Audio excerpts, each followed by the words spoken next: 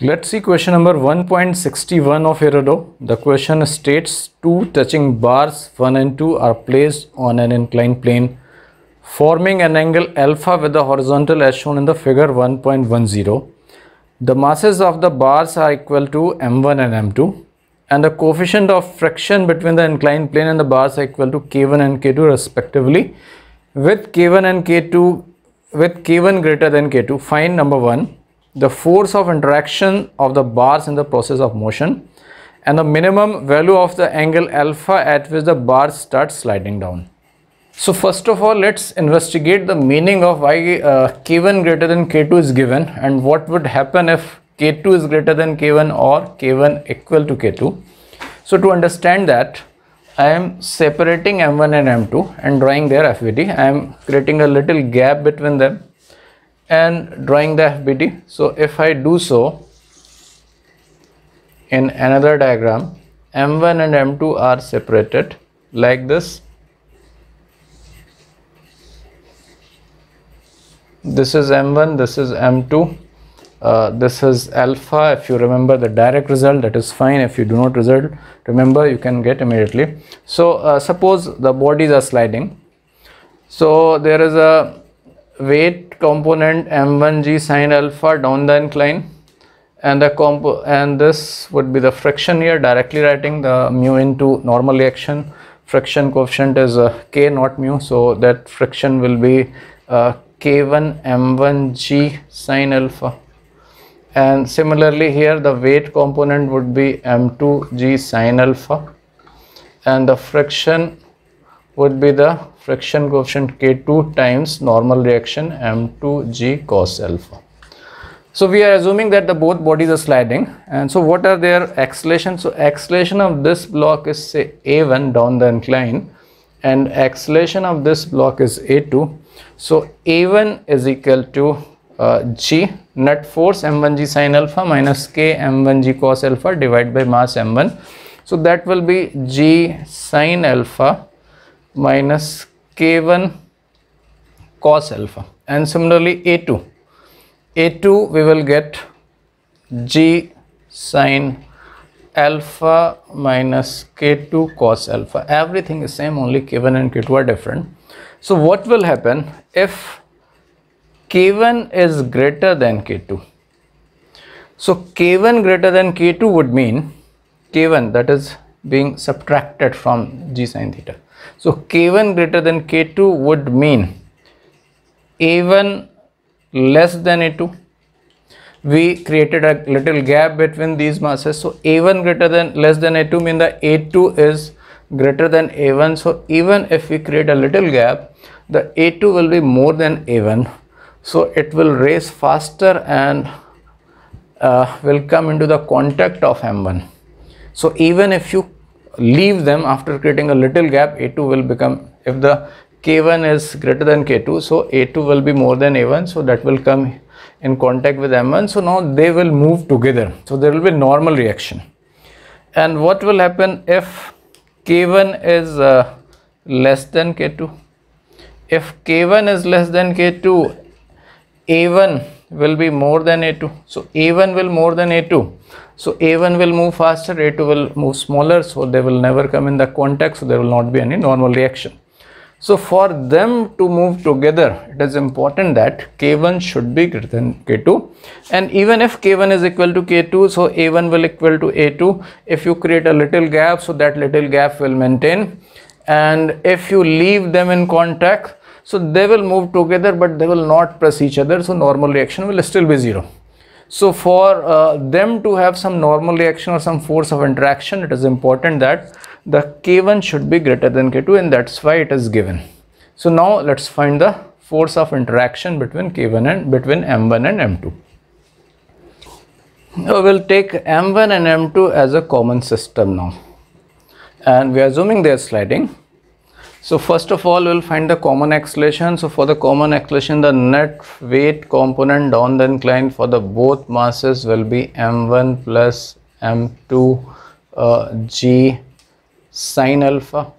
The normal reaction of this m1 is m1g cos alpha. So the friction on this assuming it is sliding, the friction on this is, this friction is K1 m1 g cos alpha, and the friction on this is K2 m2 g cos alpha.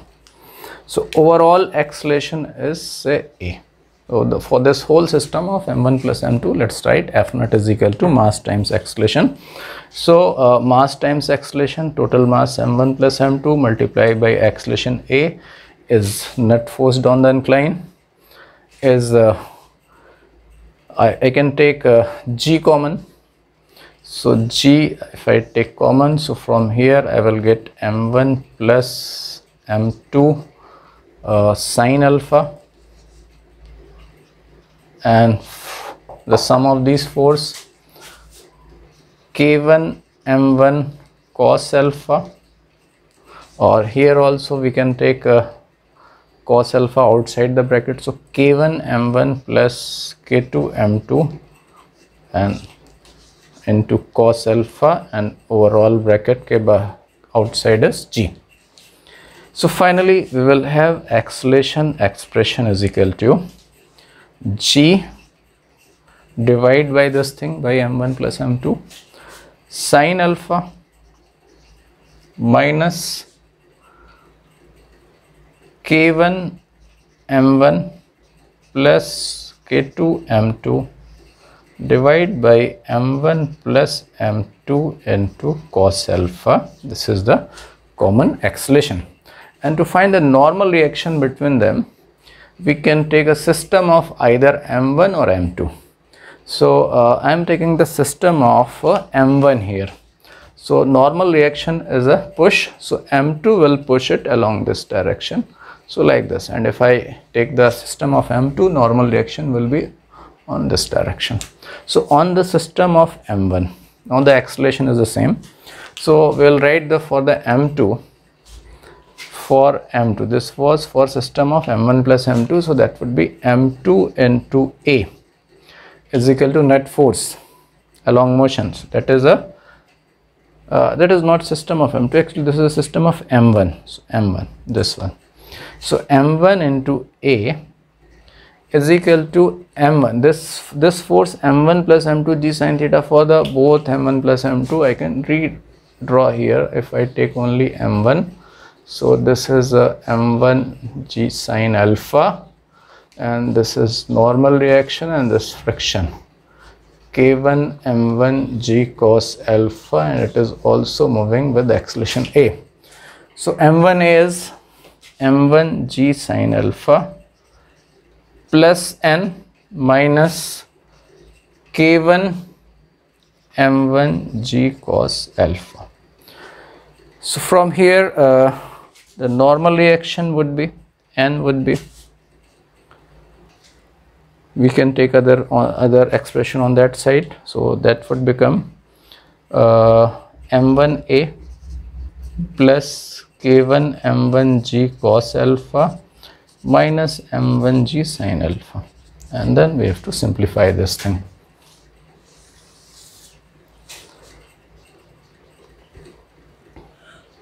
Let me write the value of A here,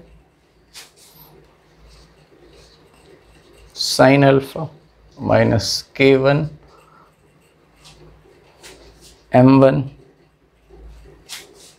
plus K2 m2 upon K1 plus K2, and this whole thing also multiplied by cos alpha. This was A plus K1 m1 g cos alpha minus m1 g sin alpha. So few things will be simplified. This m1 g sin alpha and this m1 g sin alpha will get cancelled, and then I will take cos alpha, in fact g cos alpha common. So if I take g cos alpha common, again I am repeating, this m1 g sin alpha and this m1 g sin alpha will get cancelled, and Final expression will be simplification of this thing and this thing, and in this expression g cos alpha, here also g cos alpha is common. So I have taken g cos alpha common. So from this thing we'll get minus m1 k1 m1 plus k2 m2 divide by, this was actually m1 plus m2 divide by m1 plus m2, and here on taking g cos alpha common, I will get only k1 m1. And now the further simplification, g cos alpha is there. In the denominator I am taking m1 plus m2. This thing is k1 m1 square plus k1 m1 m2. Now this thing, first thing is minus k1 m1 square, second thing is minus k2 m1 m2. So k1 m1 square and k1 m1 square get cancelled. So we got g cos alpha, we can take k1 common, so k1 minus k2 and m1 m2 upon m1 plus m2. So normal reaction is finally, the normal reaction or the force of interaction between them is finally, in place of normally if a body is mass m, coefficient of friction is k, on the inclined plane alpha, the normal reaction is k mass into g into cos alpha. So see, in place of mass, the effective mass has now become k1 minus k2 because k1 is greater than k2, so that is a positive. In place of mass m, there is now reduced mass. So this I am writing to remember the result directly. So this is n is equal to k1 minus k2 into, in place of m there is a m1 plus m1 m2 upon m1 plus m2, this is called reduced mass, and then g cos alpha. So that is the force of interaction, normal reaction between the two masses. And then we have to find the minimum value of alpha such that they move together. So as we increase alpha, there will come one alpha when the system will start sliding. If I create some gap, so which block will slide first? M2 will slide first, M1 will slide later because K1 is greater than K2. So M2 will slide first, but when it will slide, it will also push M1. So whenever the sliding will start, both will slide together. If K1 was less than K2, then what would happen? Then M1 would have start sliding first and M2 later. But because M2 and M1 are in contact, so on increasing angle alpha, M2 will start sliding first, and when it will start slide, it will push. So they will start sliding together. So suppose this is that alpha at which the sliding starts. And we know that when the sliding starts, slipping starts, the friction reaches to its maximum limiting value. So at that moment the friction is the maximum friction, static friction, that is this one only. So at that moment this m1 plus m2 g sin alpha must be equal to this the sum of the all frictions. So equating this is equal to sum of these two, we will get the minimum alpha, and let's get it. Just let me remove this part. So m1 plus m2 g sin alpha is equal to k1 m1 plus k2 m2 g cos alpha. I have just added them directly, so g and g will get cancelled and take cos alpha that side, will get tan alpha, and that will be k1 m1 plus K2 M2 divide by M1 plus M2. So alpha is equal to tan inverse of K1 M1 plus K2 M2 divide by M1 plus M2, and this is the minimum value of alpha at which the two blocks will slide together. Thank you.